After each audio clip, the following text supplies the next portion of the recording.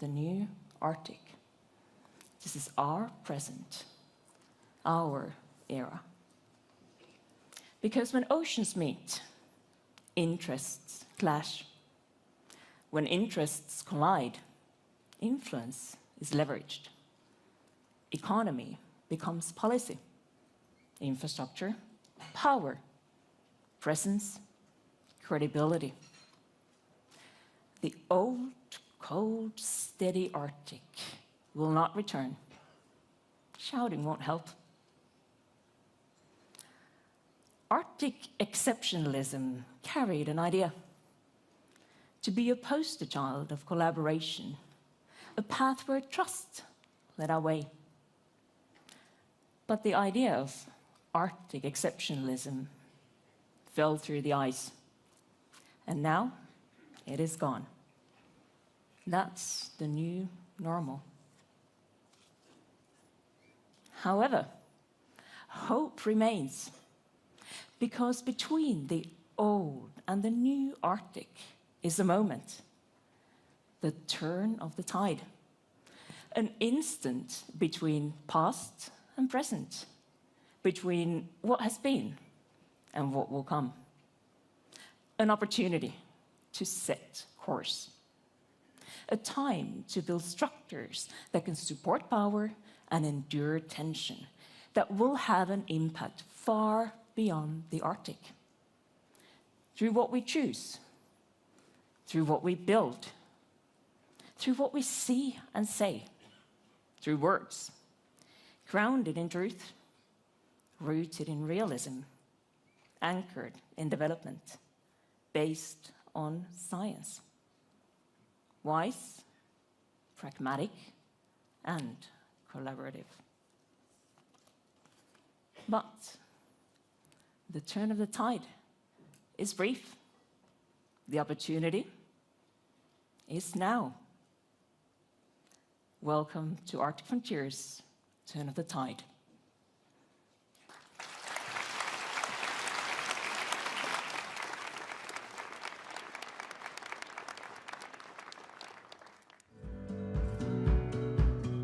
Welcome to Arctic Frontiers 2026. It's a privilege to mark the 20th anniversary of a forum that over 2 decades has built bridges between science, policy, business and society. From a small conference, Arctic Frontiers has grown into a global meeting place for dialogue about the future of the Arctic.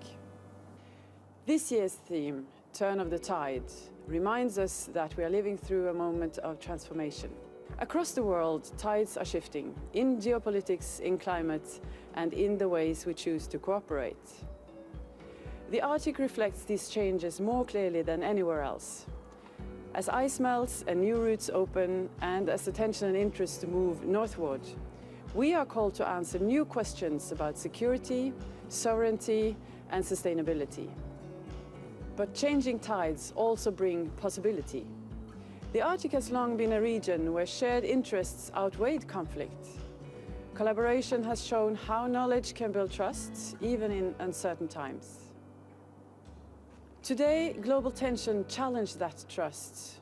Some nations scale back research cooperation, confidence in international institutions is weakened. Yet many of us continue to believe that knowledge about the environment, societies, cultures, economies, and about each other is essential for rebuilding dialogue. The tide is turning. As we look toward the next 20 years, let us work to ensure it turns towards resilience, peace, and sustainable growth for the Arctic and for all who depend on it. Thank you for being here. May these days of Arctic Frontiers inspire new ideas, new partnerships, and renewed hope in what we can achieve together. Arktis får stadig større oppmerksomhet, men overskriftene er ikke alltid de vi ønsker oss. Vi vil bidra til å endre dette. Vi unge er ikke bare fremtiden i Norden. Vi er en del av nåtiden, og vi lar oss ikke stoppe av grenser. Vi ønsker dere fine dager i Tromso, og en vellykket konferanse. Og håper at dialogen her vil bringe oss nærmere et steg i riktig retning. Welcome. On behalf of the Sami Parliament, it is my great honor to welcome you to Sapmi and to Arctic Frontiers 2026, Turn of the Tide. As a representative of the Sami people, I am proud to congratulate all of us on the 20th anniversary of the Arctic Frontiers Conference. This year's theme invites us to reflect on the lives we lead along the coasts. Tides, high and low water, and also form essential conditions for the Sea Sami culture in the fjords and coastal regions. Arctic Frontiers takes place at the same week as the Sami Week in Tromso. With the Sami National Day on February the 6th, the festival celebrates Sami culture, sports and business with events such as reindeer racing, yoik, handicrafts and markets. I hope you get the opportunity to experience some of this. I look forward to valuable discussions and networking during these days at the Arctic Frontiers. Thank you. Kiitos. Welcome to Tromso. You have arrived in the Arctic capital, and I am so pleased to welcome you here for the Arctic Frontiers Conference. Did you know that we have another capital label going on this year? Tromso is the European Youth Capital in 2026. This will be an amazing year where we put our youth first and foremost in every issue. Tromso is a young and vibrant city with half of the population under 35 years old. I am the deputy mayor in Tromso, and I am myself 25 years old. The project is called True North and is truly important for us now and in the future. I want you to ask yourself, what do you do for youth today and in the future? Enjoy Arctic Frontiers and enjoy Tromso.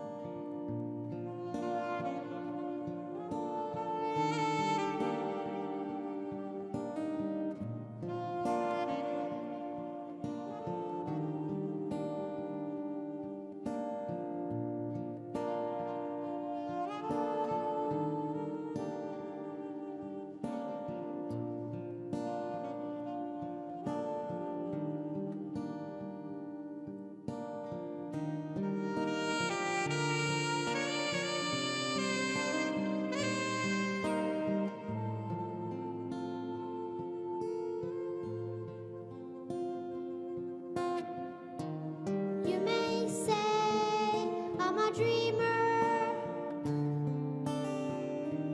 but I'm not the only one. I hope someday you will join us, and the world will be as one.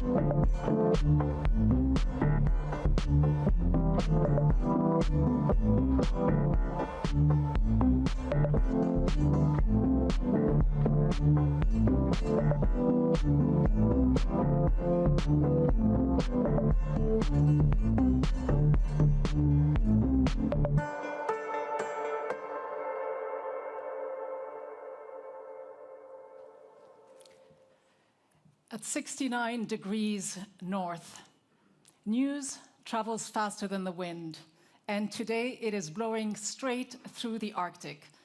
These are indeed unsettling times, but they're also a moment for renewed action and collaboration. Imagine if we all joined forces. Welcome to Arctic Frontiers. I'm Rida Fakhri, and it is my real pleasure to be back here with you as we embark on a new Arctic Frontiers in a very different landscape. Now, Your Excellencies, distinguished guests, ladies and gentlemen, and dear friends, it's so wonderful to see so many familiar faces and to see such a packed room right here today. Our theme this year, Turn of the Tide, is more than a catchphrase. It is more than a slogan. It is reality.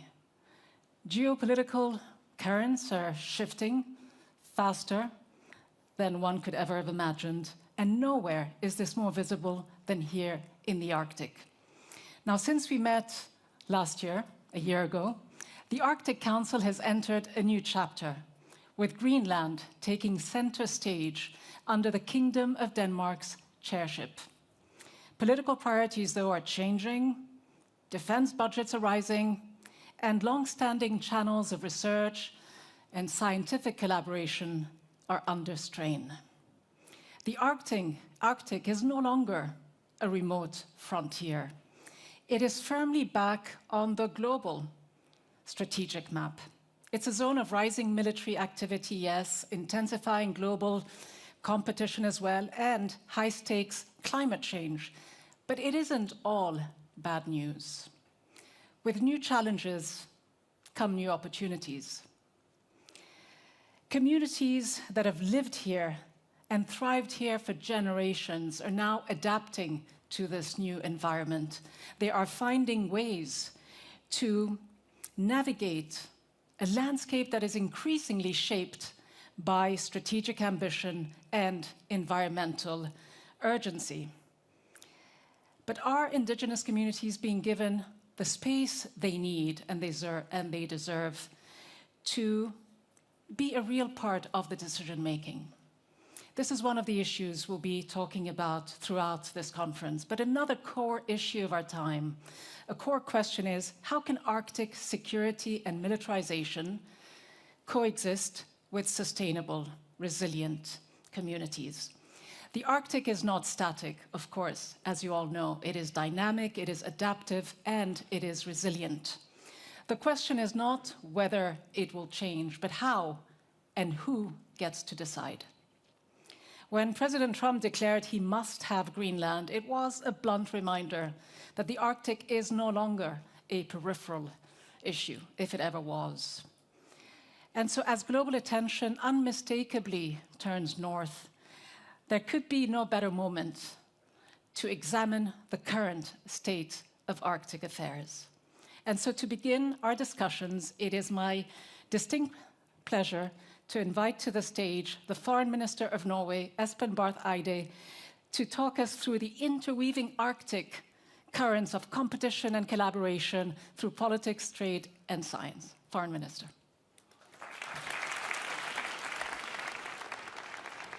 Thank you. Thank you, Frida, and dear Governor General, High Representative, Foreign Minister, State Secretary, Excellencies, dear Arctic friends.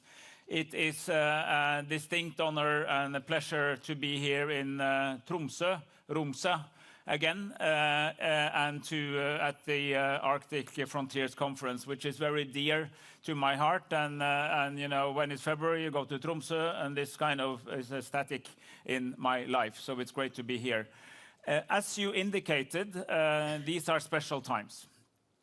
The Arctic is hot. And the Arctic is hot in several respects. First, it is hot because we know that there is no place on the planet where global warming is happening faster than in the Arctic. And that is a constant feature that we who live here in Norway and people who live in the Arctic, also elsewhere, are noticing on a daily basis, which for me meant that I left freezing cold Oslo to the pleasant climate of Tromso. But these are just a small part of a much bigger change that is going on here.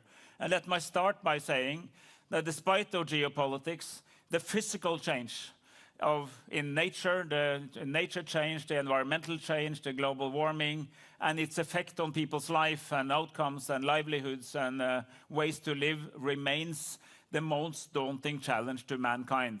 And we are here present in a place where this can be seen on a daily basis. So those issues, which are dear to our Arctic work and central to the work of the Arctic Council, for instance, remain important. So that kind of hotness is something we need to curb.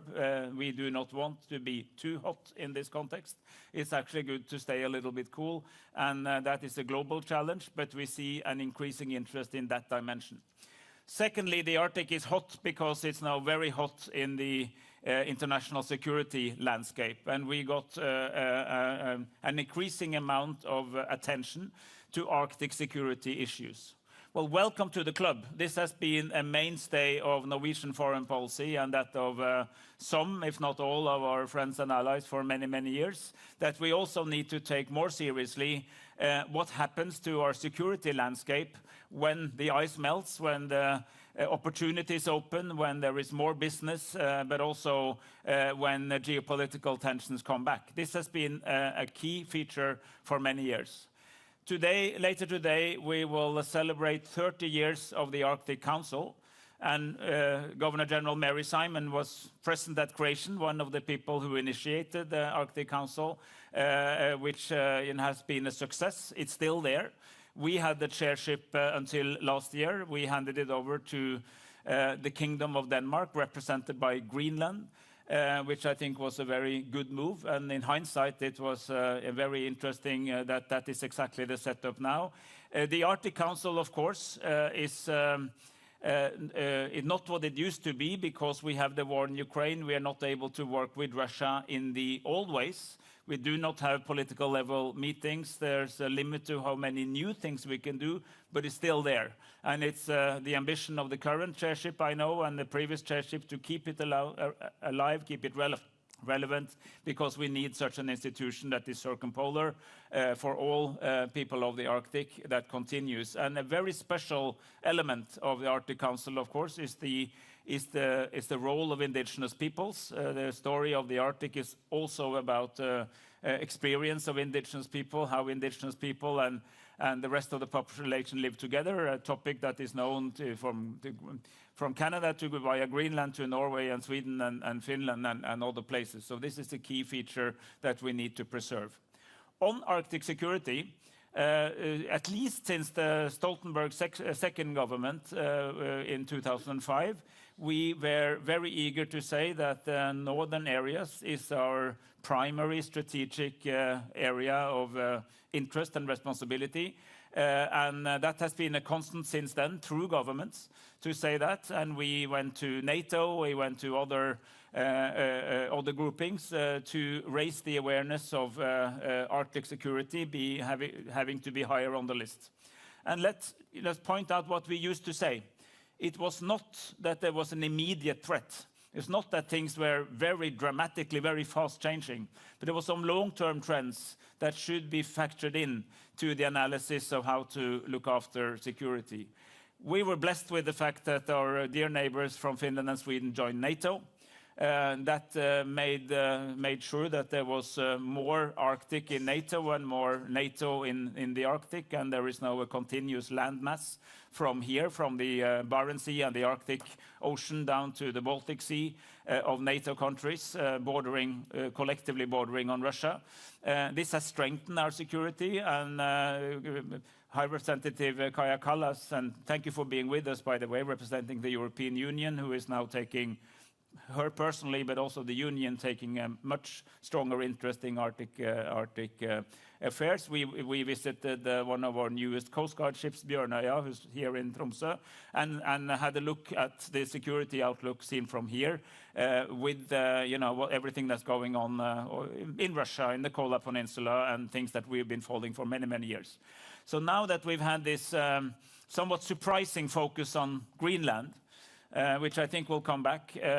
I would like to, since we are actually very much invested in what's happening in the Arctic, I would like to say, yes, security in the Arctic matters. There is more activity also by potential adversaries like Russia in the Arctic, but it's not in Greenland, it's here.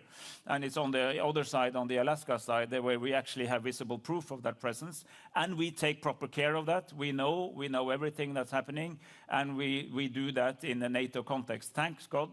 7 of the 8 Arctic countries are in NATO, and we have a perfect framework for increasing that tension, but we also need to do it.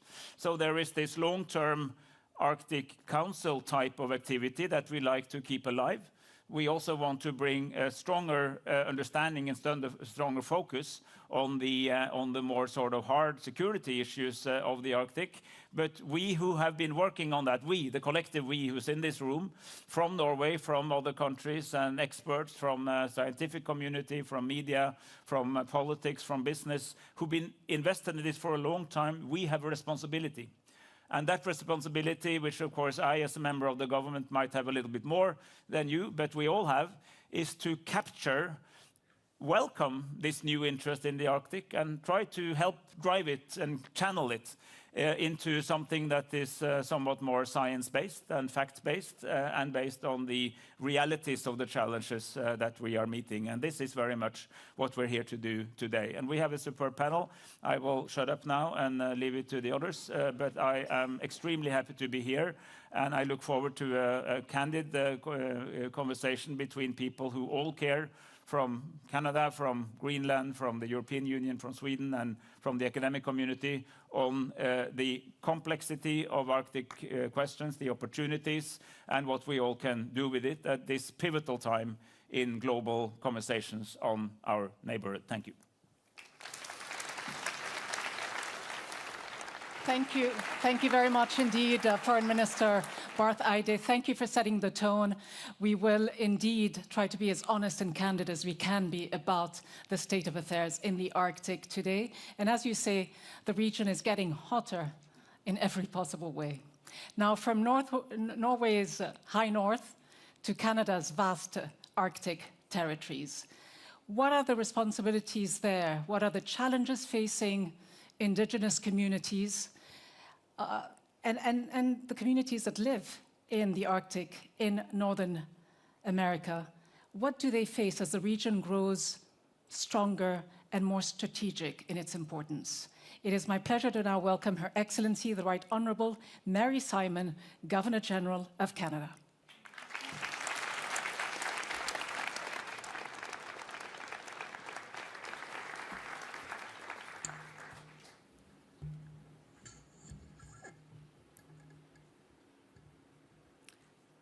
Unusakut, I think it's morning. Good morning. Bonjour.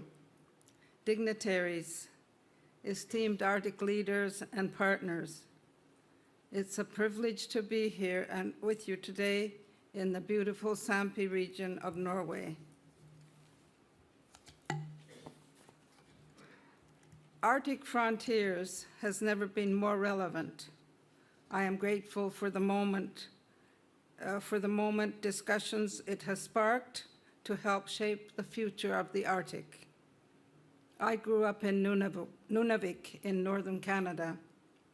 My family's culture and way of life were inseparable from the land. We traveled by dog team or canoe. We picked berries and fished in the crystal waters of the George River, rich in Arctic char and Atlantic salmon. I remember how my grandmother, Jeannie, would turn on the shortwave radio and sometimes come across the beautiful Greenlandic Kalatlit Inuit songs on the BBC of all stations. She would say to us, I remember her as a child, when I was a child, she would say to us, "These are our relatives who live in faraway lands. We are all one people." Ma grand-mère décrivait les Inuits comme un seul grand peuple de l'Arctique. Indigenous peoples have long traveled and learned from one another with respect, curiosity, and a commitment to peace. We've shared the rich diversity of our cultures, arts, sports, spirituality. We've shared the fruits of our ingenuity and innovation. We've shared hardships too, the legacy of colonialism, the impacts of industrial development, and of course, the growing threats of climate change, which has been eroding food sources and traditional navigation routes. Yet, through every challenge, we've shared knowledge. We've supported and relied upon one another. This has given us the strength to stand united today and beyond. Life in the Arctic is shaped by relationships that have bound Indigenous communities together for centuries.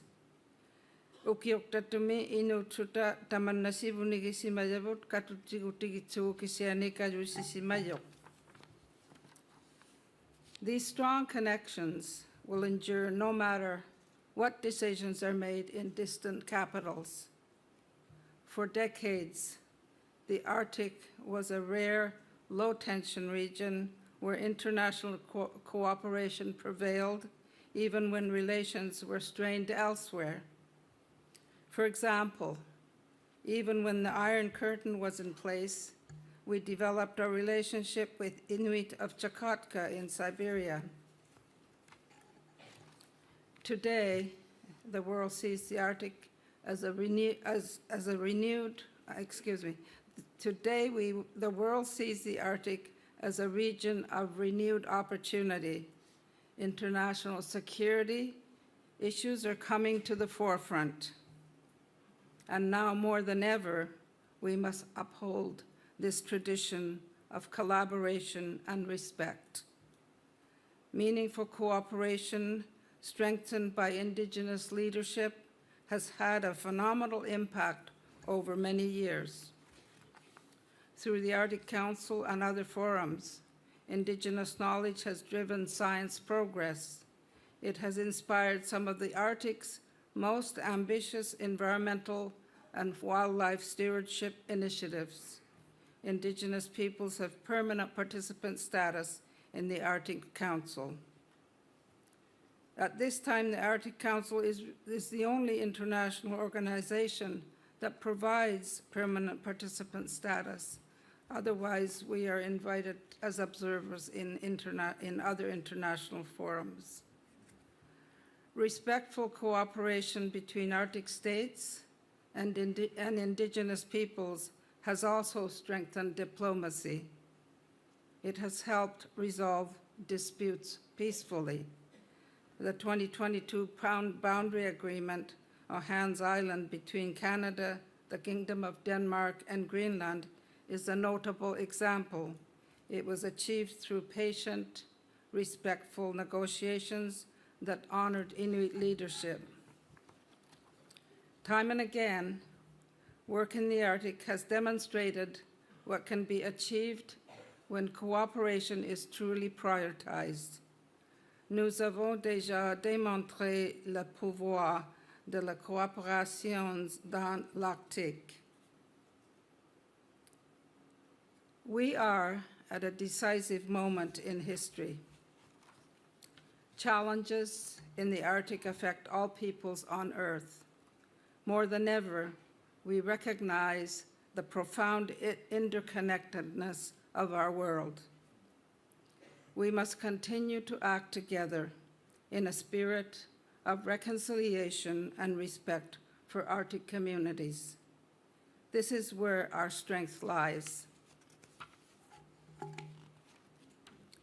We must stay true to our core values, championing human rights, sustainable development, environmental protection, and solidarity with our Arctic nations and NATO allies.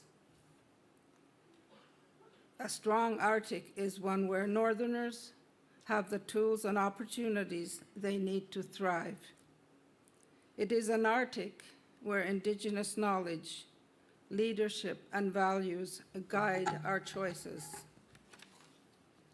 It is an Arctic where Northerners, whether in Norway, or Greenland, Galatlit, Nunat, or anywhere else across the circumpolar region, can continue shaping their own future. So I want to thank all of you for your work supporting Arctic communities and for helping the world understand that the future of the Arctic belongs to the people of the Arctic.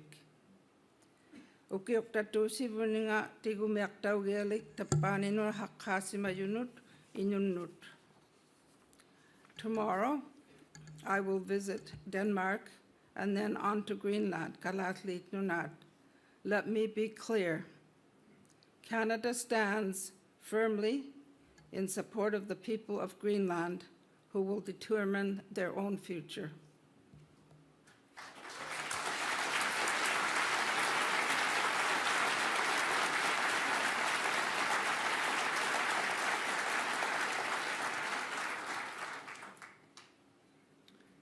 Life in the Arctic has profoundly changed since my childhood.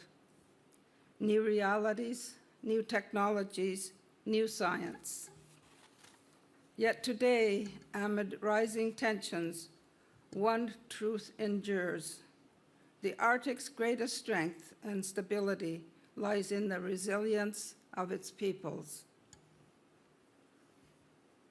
So whatever decisions are made next, whether advancing science research with Indigenous knowledge, managing shipping routes, or strengthening defense systems, Those efforts must be matched with investments in Arctic communities. Let us give them what they need to be truly self-reliant: food security, reliable infrastructure and housing, clean energy and connectivity, access to health care, including mental health, education, and sustainable livelihoods. It is young people I am thinking of most of all. Donnons aux jeunes de l'Arctique la chance de bâtir leurs avenirs dans des communautés fortes. Let us continue giving Arctic youth every opportunity to build healthy, fulfilling lives in a sustainable Arctic, grounded in their cultures and languages, and in their deep relationship with the land and with one another. Thank you. Merci. Goedenamiddag.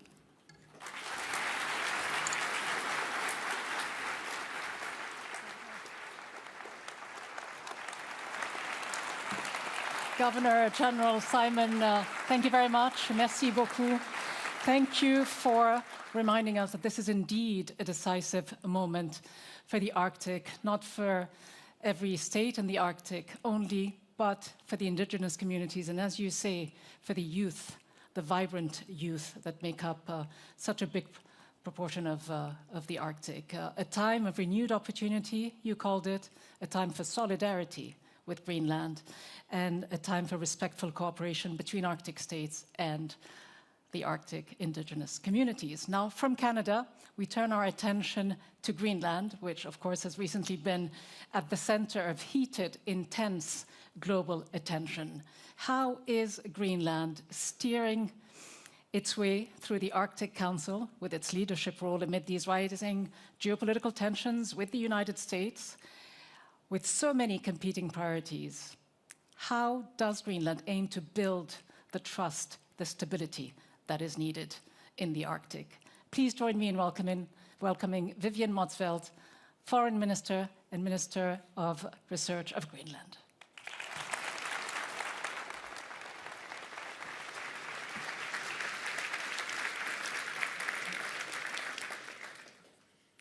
Excellencies and friends,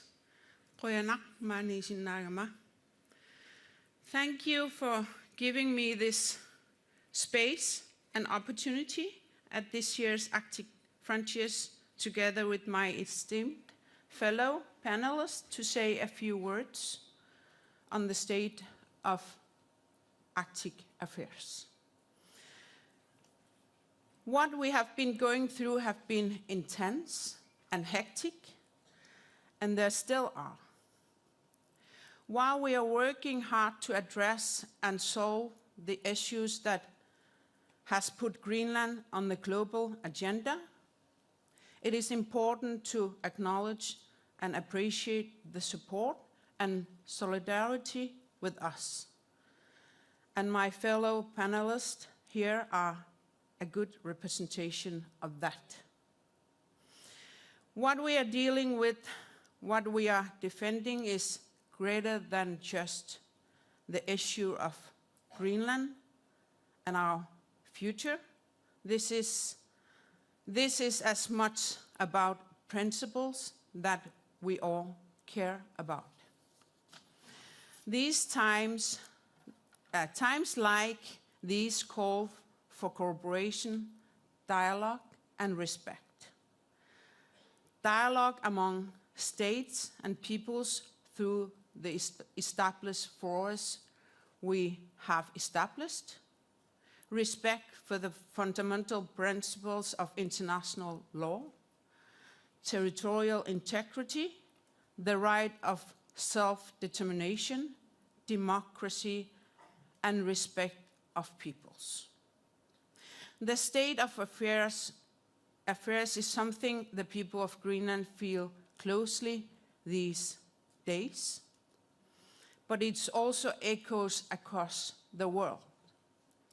We are well aware where we are located on the map, and we know that our climates, economies, and people are closely connected with the rest of the world. That is also why we need each other in order to address the common challenges we face. We need allies and partnerships to continue to create a world that we all want to live in. Thank you to our fellow Inuit across Inuit Nunat, our Sami friends, Norway, Sweden, Finland, also the European Union for your strong support. It means a lot to us to know you are backing us. We are pursuing a diplomatic solution through negotiations. I am hopeful and optimistic that we will find common ground that respect our red lines. But I would also like to emphasize that it is necessary to respect the need for the working group to do its work. We have and will continue to seek respectful dialogue through diplomacy and normal channels. This year we are celebrating the 30th anniversary of the establishment of the Arctic Council. We are very fortunate to have one of the founding mothers of the Council with us today, Governor General of Canada, Mary Simon. In these challenging times, it is even more important that we continue with a forum like the Arctic Council. We need to stand together as Arctic states and indigenous peoples to address environmental and societal challenges that still needs our focus and attention. From the Greenlandic side, we are proud to be playing a leading role in steering the Arctic Council through the current situation. Together with Denmark and the Faroe Islands, we will do our best to ensure that the work of the Arctic Council remains active and that progress is being made, and most importantly, that the Council continues to be relevant for the people who call the place our home. I'm glad to be standing here today among friends, and I've already felt the support of the people here. Let us continue to talk and engage with each other. It is time to stand together and build upon the community we know and the community we wish for. We owe that to the next generation. Thank you.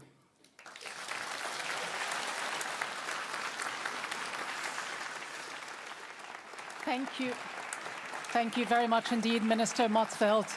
We will, of course, pick a little bit more on those red lines in our panel discussion.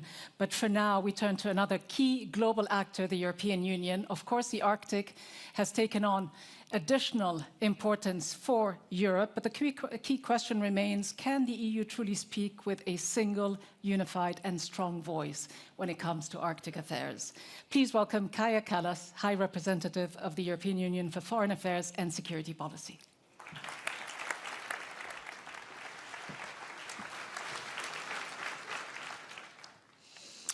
Dear Excellencies, colleagues, and dear friends, I'm thrilled to be back in Tromso. My first time here was as a teenager, just after Estonia had restored its independence, and we could finally travel freely. It was during our first trip to Finland that we discovered that you could actually drive up to the north. Nobody's asking any questions.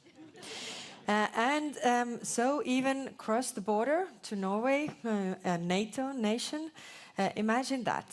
So we took that trip, and for me, you know, being in the Soviet prison for so long time, it felt really freedom cubed, so it was really massive. I have to confess that we didn't have visas at the time, and Espen knows this story and has pardoned me already, but I'm also very great to be back here, so legally this time.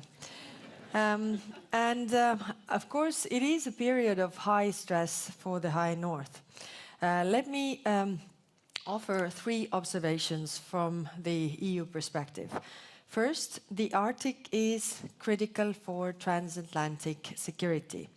It will require more attention, more resources, and yes, more hard power. Our initial European strategy on the Arctic, way back in 2008, focused on climate, fisheries, and research. Today, we have vibrant, active engagement across a wide range of areas, from promoting inclusive and sustainable development to empowering indigenous peoples, fostering Arctic cooperation, supporting innovation and entrepreneurship, and enhancing civil protection capacities and capabilities. But there is a missing dimension. A year after EU adopted its latest Arctic strategy in 2021, Russia, the largest Arctic nation, launched a full-scale war in Ukraine. That war has increased tensions across Europe, but also in the Arctic. Moscow has reopened and modernized Soviet-era military bases in the High North. One of the world's largest concentrations of nuclear weapons is located on the Kola Peninsula, right across the Norwegian border.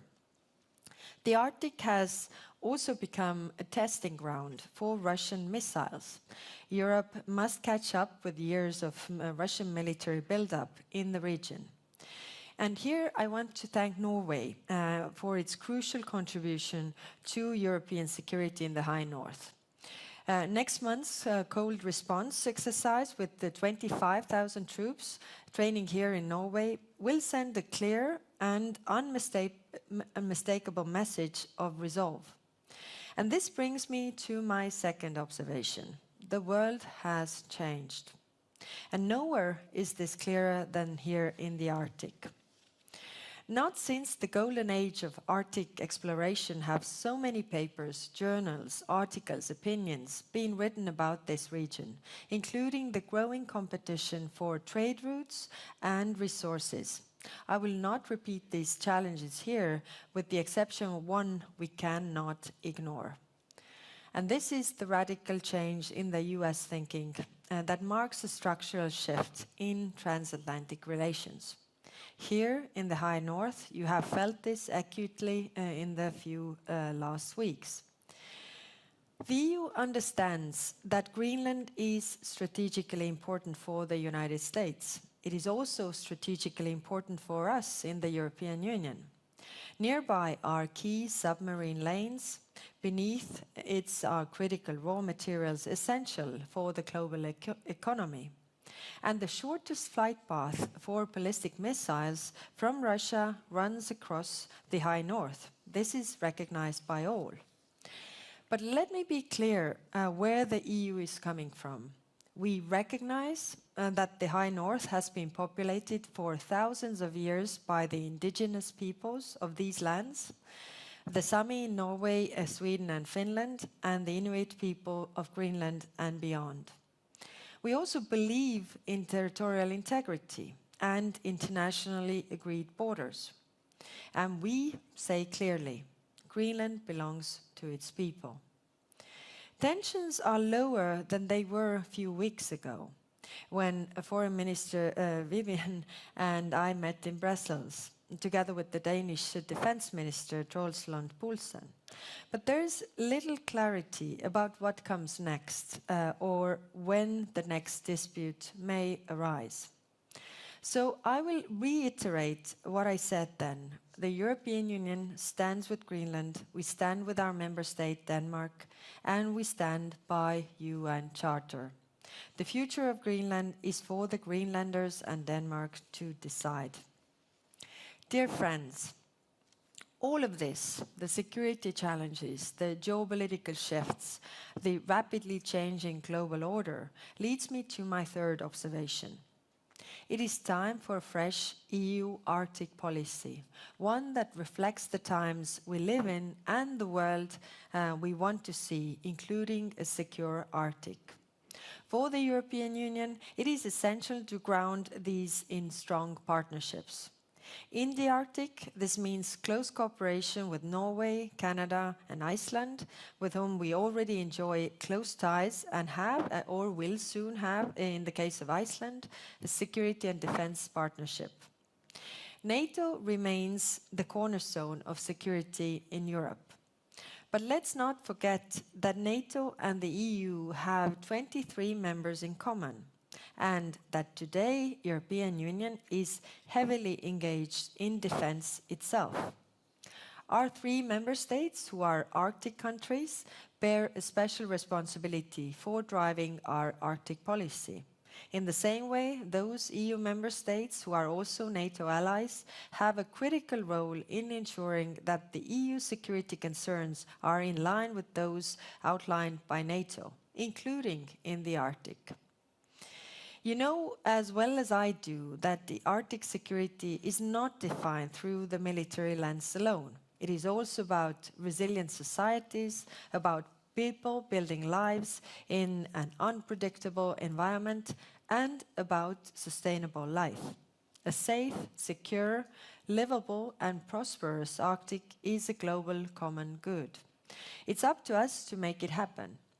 And that is what the EU will work for, together with and in support of the Arctic nations. They can count on us, you can count on us. Thank you.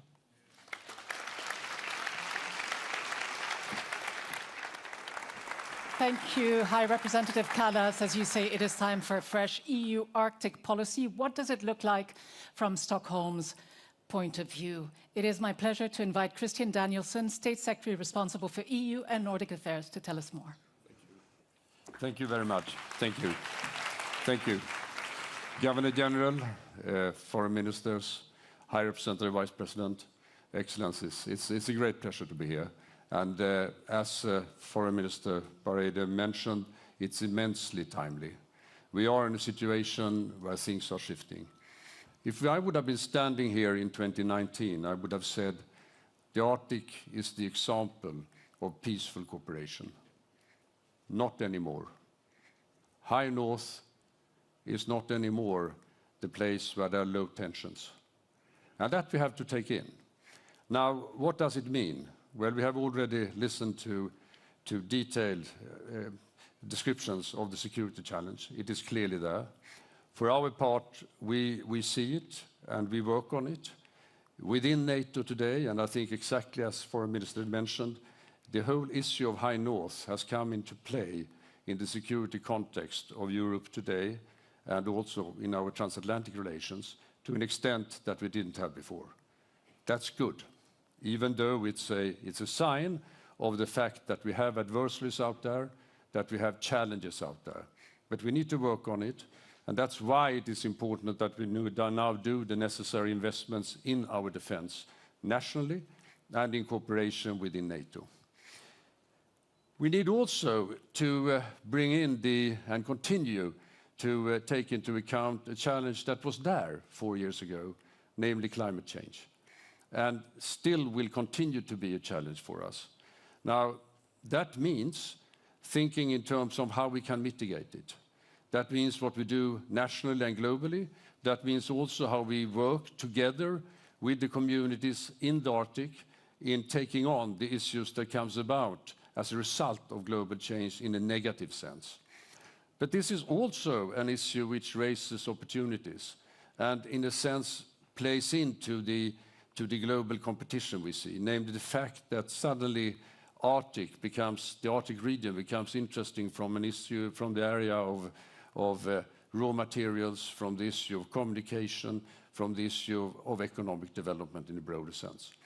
And we need also to bring in that in our thinking and how we can make that into something which is positive, primarily for the people living in the Arctic, but also in the broader sense for us all, for the global good that the Arctic is in reality.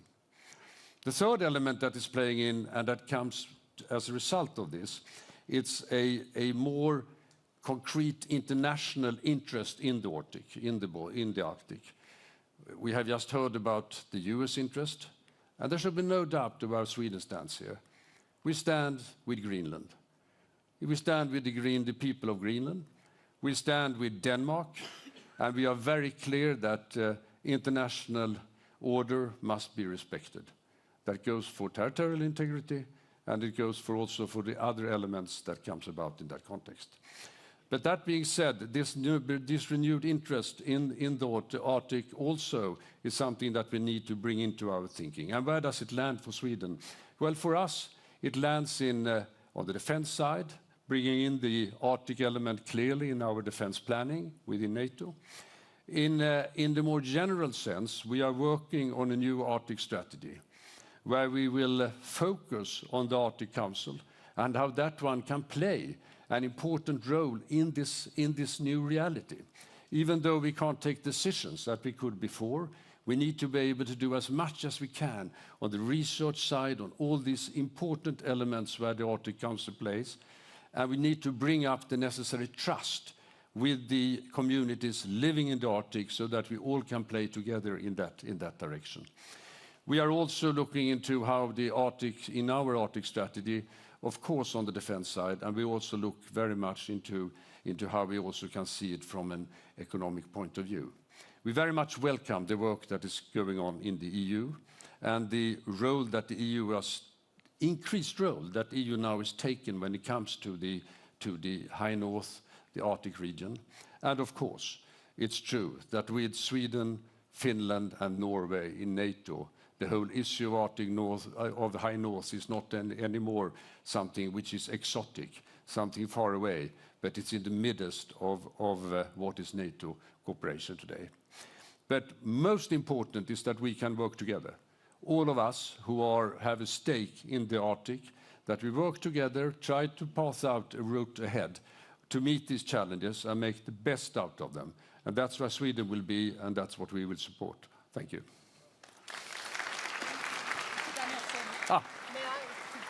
Mr. Danielsson, may I invite you to remain on stage with me while I call on our panelists to join me? Once again on stage, Foreign Minister Barth Eide and Foreign Minister Motzfeldt, High Representative Kallas, and last but not least, we have Professor Åsa Rennermalm joining us as well, Professor of Geography at Rutgers University in the United States. Welcome to you all.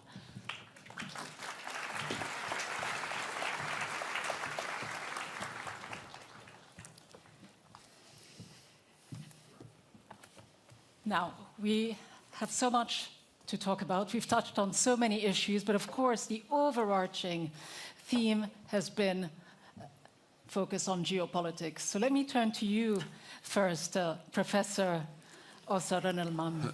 And with no offense to our distinguished panelists, our politicians here on the stage, I know that as a scientist, you will give us the facts straight and without any spin.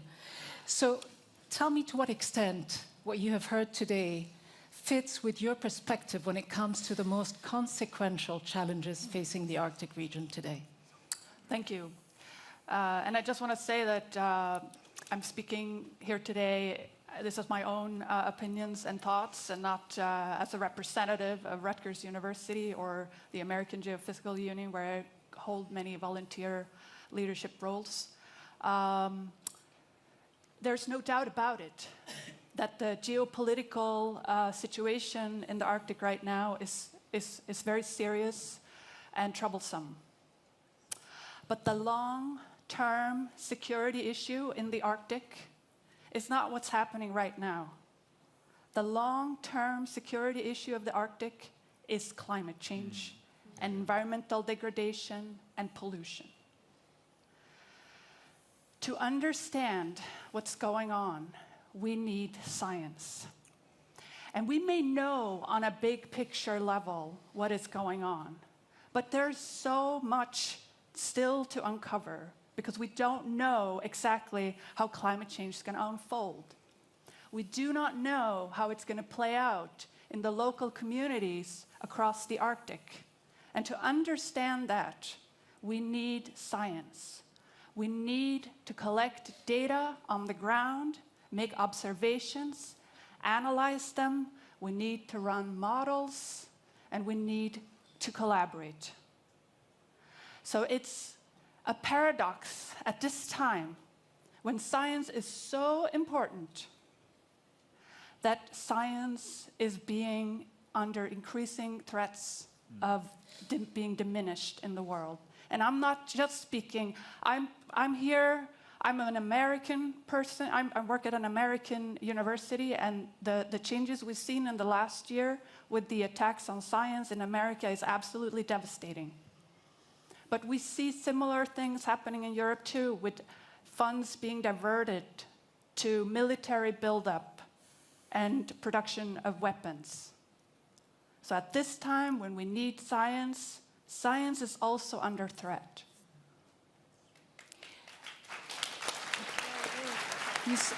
So you say science is under threat, and we've been talking a lot today about the importance of security in the region. To what extent is it central to understand the role that science can play in making that link between climate change and security risks? And are scientists as well being marginalized? You say the funds are being cut, the research funds, but scientists themselves, are they being listened to by policymakers? I mean, we see some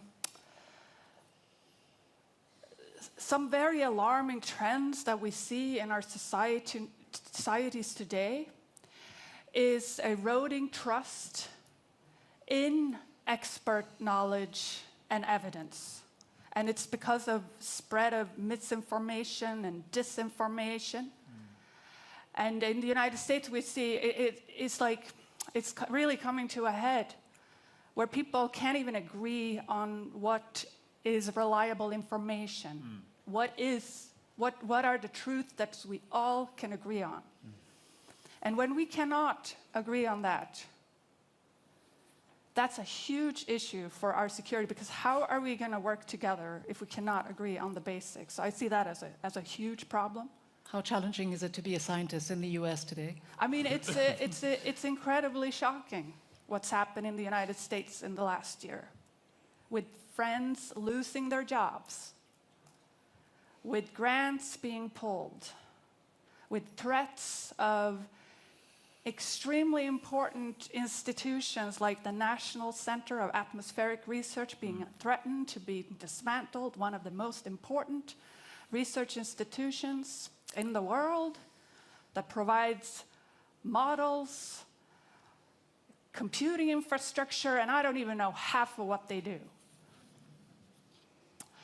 And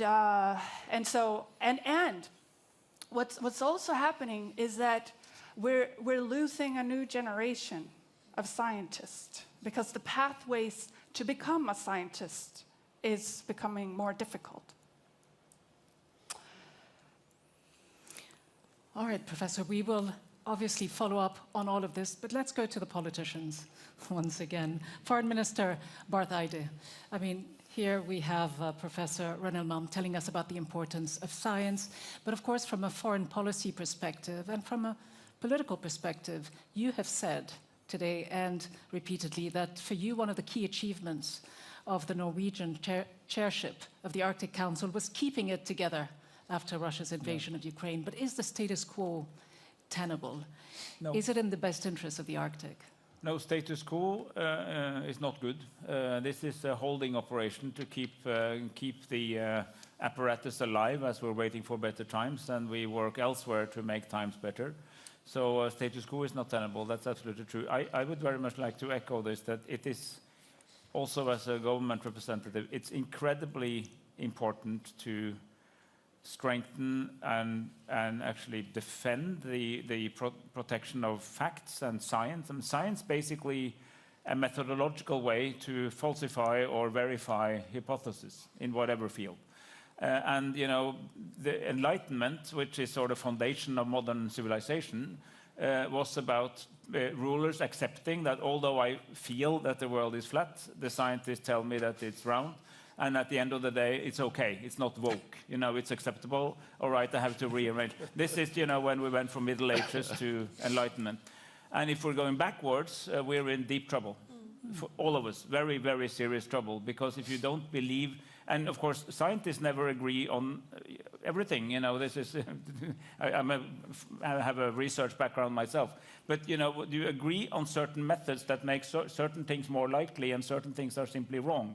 So I think for the rest of us who are not in science as such, just to accept that there is such a thing, that think there is truth and false, is a foundation for our civilization. And we need to stand up for that, and we need to take the omen for what you see in some countries and make sure it doesn't happen here. So just briefly, speaking about myth and reality, facts and fiction, on a political level, is there a tendency to sometimes accept and tolerate faulty statements? And I have in mind the statements that the US president has made recently with regard to Greenland, saying that it faces a serious threat from Russia and China and their warships swarming around the area.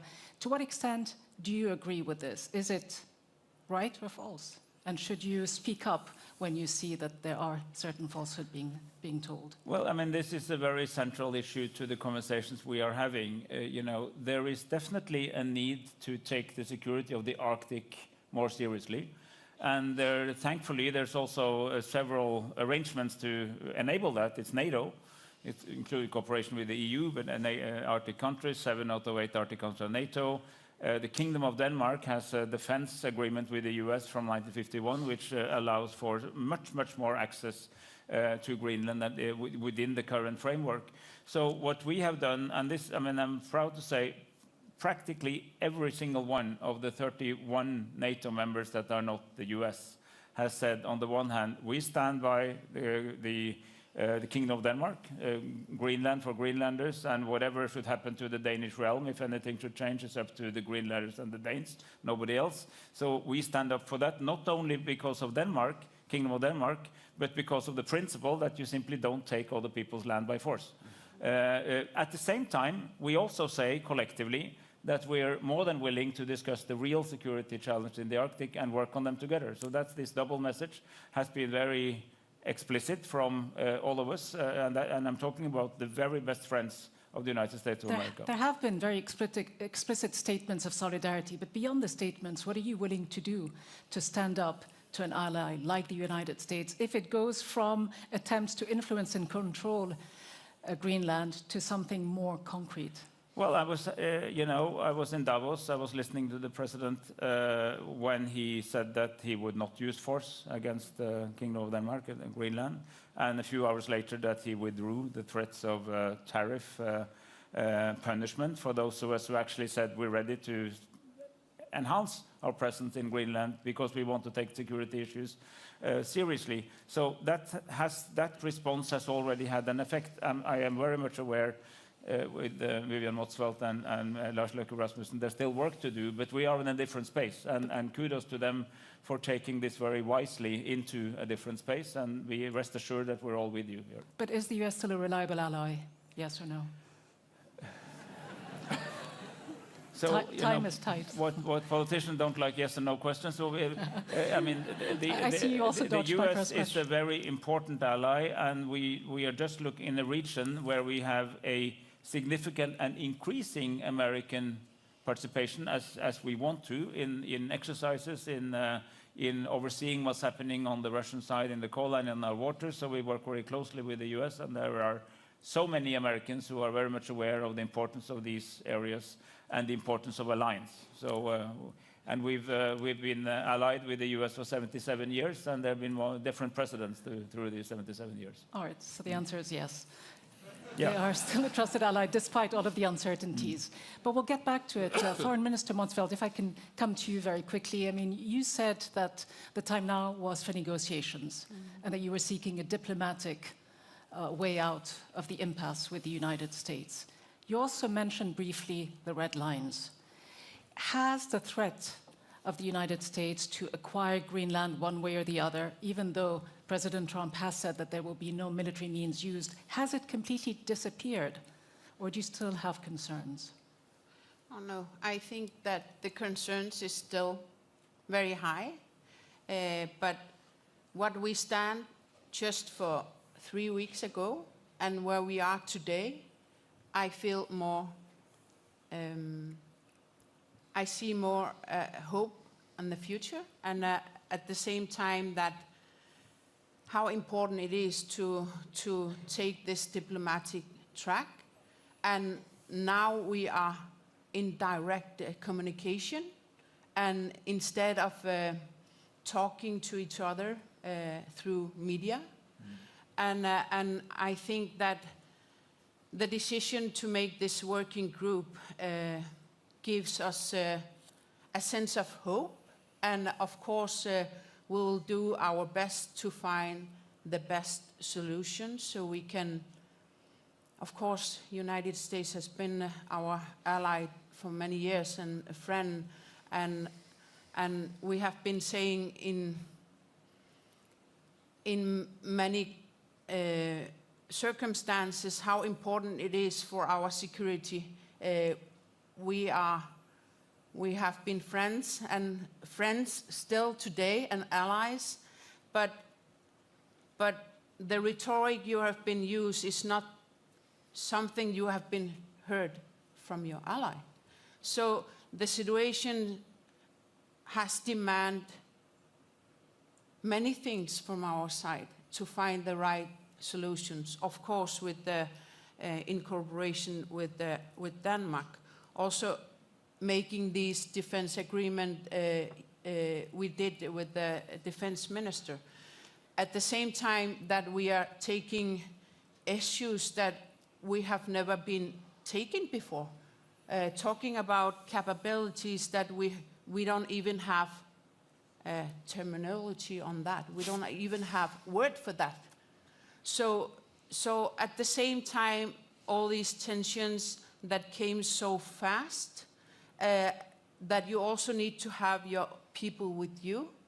And talking about low tension just for 2 years ago, and still have that in your policy as a very high priority, but seeing the reality is changing and finding the right balances, and yes, it's still very difficult. But what is your absolute red line? Would you ever contemplate selling Greenland to the United States? And do you believe that NATO diplomacy in Davos actually helped secure Greenland's sovereignty? Are you confident that your red lines were passed on to the United States? I believe that situation demands that we make many dialogues. We talk with each other. But I think the red lines has been very clear from our side. We stand with Kingdom of Denmark and our right to self-determination, territorial integrity, world order and international law, and these are very much our red lines. So Greenland is not for sale? Greenland is not Not for today, sale. not in the future? Absolutely not. And we have been there in thousands of years. To be in Greenland, you need to adapt in any changes. And these changes are something that also demands adaptation and finding the creativity that you are so good at, because to find the solution you only have yourself to solve. High Representative Kallas, how are you adapting? How is the EU adapting to this new Arctic environment? Well, we are adapting, but I wanted to address something that the professor said. I absolutely agree that climate change is the biggest risk here and across the world. Actually, if I go around the world and I talk to countries in Indo-Pacific, and they say that there are superpowers who say that we are not coming here to preach you about climate change, then they say you don't actually understand what life we are living, because this is our biggest risk. Now, Europe is dealing with the climate change, and it's increasingly hard because, you know, not the whole powers are there anymore. And I absolutely agree with you that the issue of trusting science is a very important issue, because also democracy is based on trust. If people can't really believe what to, or have to doubt what is right or what is wrong, and there's so much blurring of the picture, then you can't really, you can manipulate very much on the basis of you don't really know what is going on. So this is dangerous for democracy. And actually, right now, I mean, Europe is still fighting with the climate change. Yesterday, I was in the Norwegian parliament, and then was also one member is like, Europe is weak because you are dealing with all these, climate issues, and you're trying to, put forward the policies that are making your economy weaker. Yes, but, we want our kids to live in this world as well. So that is, yes, maybe a bit, a bigger prices at this moment for us, but at the same time, I mean, there also is a life after us. So I think this is important. And so to answer your question, we are adapting to this. So before, we dealt only with the climate change, environment research when it comes to the Arctic, fisheries, of course, not to forget. But now we are also dealing with the security issues, because this is a new concern that is rising.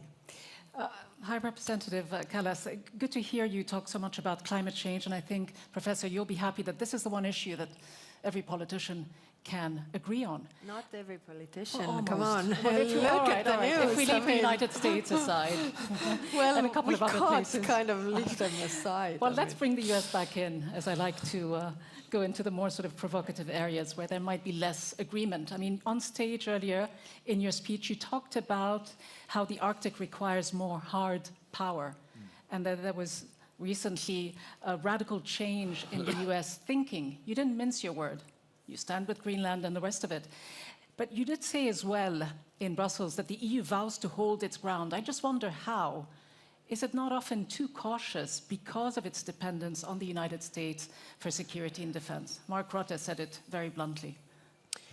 Of course we are cautious, because there's a lot at stake. I mean, there's a full-scale war going on European continent, and there are threats coming from, economic coercion, big challenges from China that is influencing our economies. If it is influencing our economies, it's influencing jobs and people's salaries, and then it's creating, polarization within our societies and more instability. So it's all very much interlinked. So we have to carefully, walk this road and try to adopt and work. We don't want the conflict with anybody. I mean, we want a peaceful life and prosperity for our peoples. But it is the situation where we are, and if you have such big risks, also the military threats, then you also need to work on building the defense that is acting as a deterrent, so we might not need it if the deterrence is strong enough. And we want to come back to this, how important it is for Europe to build its own defense capability. But I do want to move, last but not least, to Christian Danielsson and ask you as well about how you assess this growing geopolitical tense landscape, and whether or not Europe can and should build its own defenses to rely less on the United States. Well, that's what we are doing. How fast that's can it part happen? of. Well, I think we have said that the ambition should be that we should have a ability to defend ourselves by 2030, if I remember rightly. And if you look on the investments being done in countries like Estonia or Poland, Sweden, and nearly all of the member states, it's moving very fast in that direction. So that's what we are doing. But if your broader question is about, if we go back to the Arctic, I think what is interesting right now is we have this new reality where we have adversaries, and put it bluntly, it's Russia. I mean, if you look around, Russia is the adversary. I mean, you mentioned it very clearly, Foreign Minister, and you mentioned the build-up of the bases and capacities that Russia is building on the North Sea route. On that one, NATO is absolutely essential, and there we're working with the Americans. So what is happening now is that we are building up capacity to plan, defense planning for the High North. We are having exercises here now. We are discussing how to furthering that into other parts of the High North. And we believe firmly that that's the way we should do it when it comes to the defense planning. And then on the EU... But could it lead to more escalation as opposed to less? No, this is not about militarization of the Arctic. It's not about escalation. It is about building up the deterrence in reality, to see to that nobody would like to escalate, basically. So I think it's very, very important. And that is something which unfortunately is new for the Arctic, because we all liked it when it was an area of peaceful cooperation. But it's part of the reality of the day. Let's take a quick look at how Arctic politics and these tensions are affecting international cooperation, scientific collaboration in this rapidly changing climate. Let's take a look at research done by the Norwegian Polar Institute.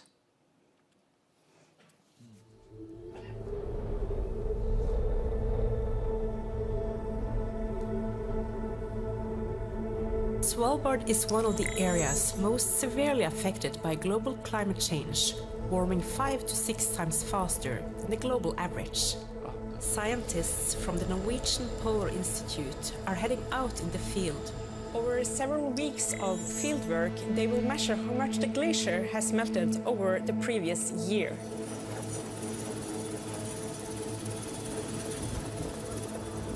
The Institute is the main advisor to Norwegian authorities in polar environmental issues.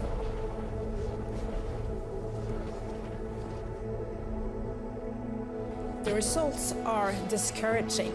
Svalbard's largest glacier lost 1.5 meters of snow and ice in 2024. Total ice loss from Svalbard is expected to more than double over the course of this century.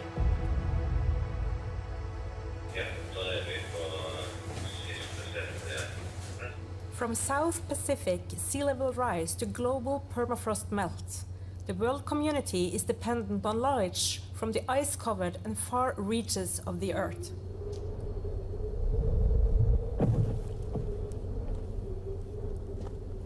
Future management of the Arctic relies upon international scientific collaboration. From collecting, sharing and analyzing data to working on joint projects and new technology. A single mooring in the Arctic Ocean water column can hold invaluable information in predicting the development of the future Arctic climate system.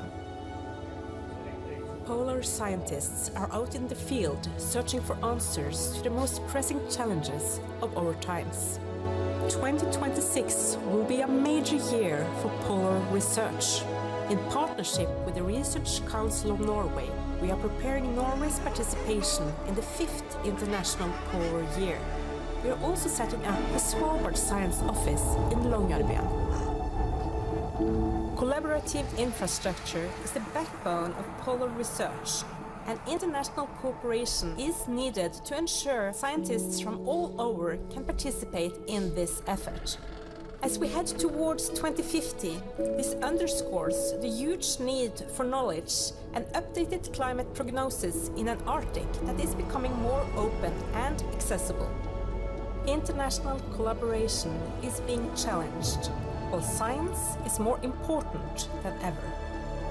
Together, we need to be well equipped to find solutions to the challenges we are faced with in the high Arctic.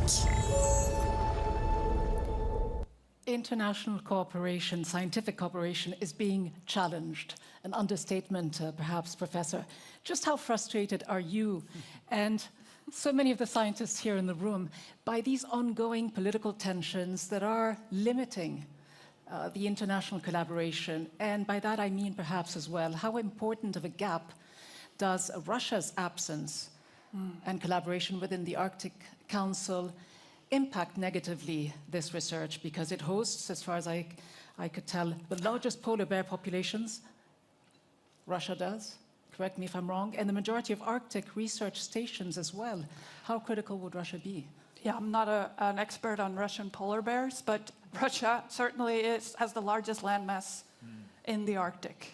And the loss of Russian collaboration is, of course, an incredible tragedy. And I think with all this talk about, all the troubles we're going through right now, let's not forget the long-term vision of a peaceful Arctic, where we work together and where we can work across border, including Russia. I went to a talk yesterday here where they highlighted the incredible impacts of some of the loss of Russian collaboration. There's this network of a research station called Impact. And losing the Russian stations, like what we do as scientists, we go out and we observe the world, right? And having observations from these Russian research station is incredibly central to understand what's going on with the Arctic on a larger scale. So the loss of that international collaboration is devastating. And now we see the United States withdrawing also from international collaboration. I have colleagues who are afraid to travel to the United States for meetings. I was at a big meeting in December with a lot of 20,000 scientists. But even though we were 20,000, there was a decline in the number of international participants. This is incredibly troubling. Well, thank you for these thoughts, and I'm looking at the clock, and it's really working against us. We've got just over a minute, so I just want to get final thoughts. So much to discuss, but we'll leave it for another time. Final thoughts on what's going on, so the scientific situation, but as well the tension. And for you, Foreign Minister Motzfeldt, what you intend to do with your leadership of the Arctic? What advice will you take from Norway? Yes. How important it is to keep Arctic Council vibrant, and how important it is to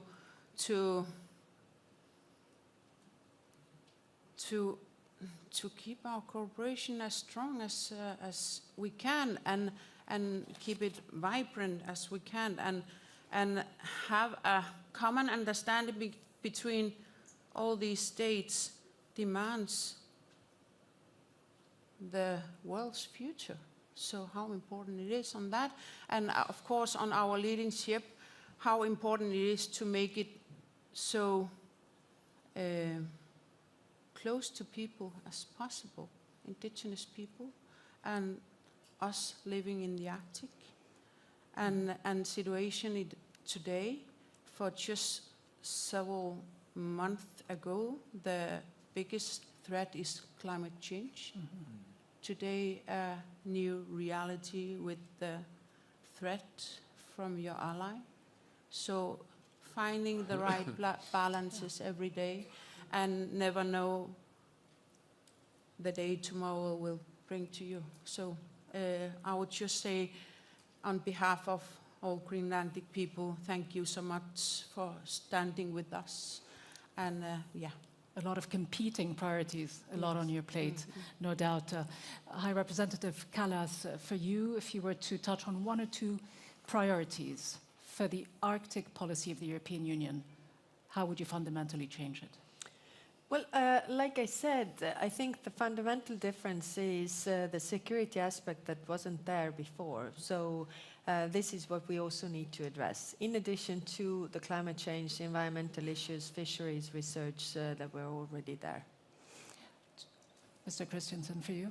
Yeah, what is the key I challenge? think what is essential is that we find a way of meeting these challenges with the communities in the Arctic. That we have a sense that we do this together. And here the Arctic Council will play an important role. We are going to take the presidency of the Arctic Council or chairmanship from 2027 and 2 years ahead, and we will work with that in mind. Bring in the communities, they are already there, but try to get it even more. Professor, how optimistic are you? Optimistic. Well, I'm just here as an American, but I'm also a person that has deep roots in Europe, being born in Sweden, studied in Denmark, and spent my career understanding the Greenland ice sheet. Wow. I come with a warning for you. You may look at the United States and say it doesn't happen here, but it can happen here. The same forces are operating in Europe, and you're an election away from a similar sort of deterioration of the scientific infrastructure. And the solution, my friends, is to organize and get ready, to speak out, and we're doing that in the United States. We're fighting in the courts, and we're standing up, and we're having alternative, we're expressing our alternative vision for the future. And I would just want to share with you this thing. This is a statement in support of Kalaallit Nunaat, Greenland's right to determine its own future.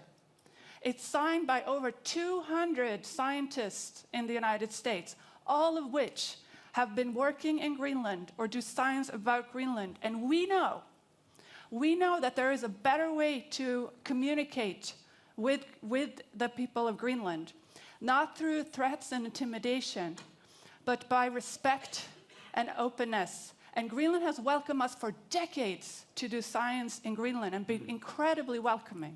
This is the pathway for the future. A call to action.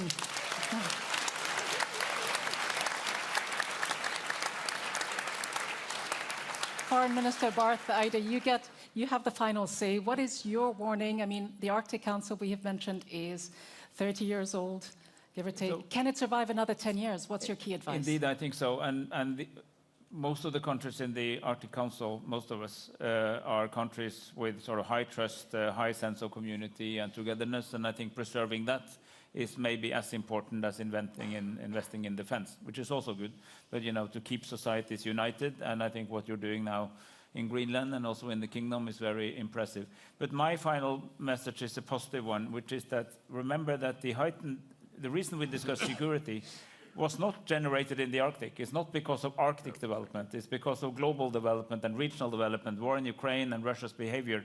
The 8 states that are actually in the Arctic, they actually have no, let's put the caveat around this Greenland discussion in the US, but if you take the real issues, there is now outstanding disputes. You know, we settle it. We know the border is, we know where the states is, we know where Russia starts and ends, we know where NATO countries start and ends. So these are countries that are able to collaborate.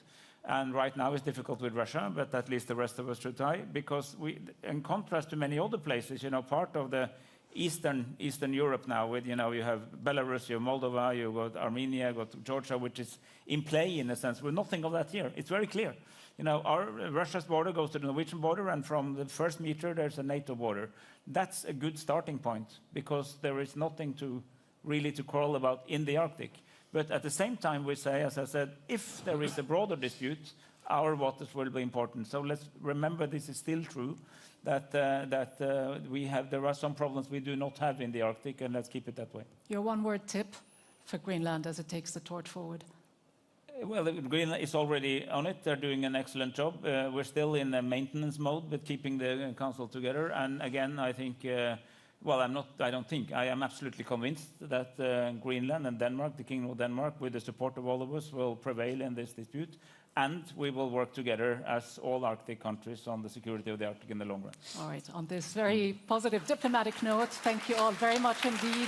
Foreign Minister Barth Eide, High Representative Kallas, Foreign Minister Motzfeldt, Professor Åsa, and Mr. Christensen, thank you very much, and thank you all for being here. We will meet back here in the afternoon for a panel discussion on this space to collaborate. So please join us again. Thank you all very much. Thank you. Thank you.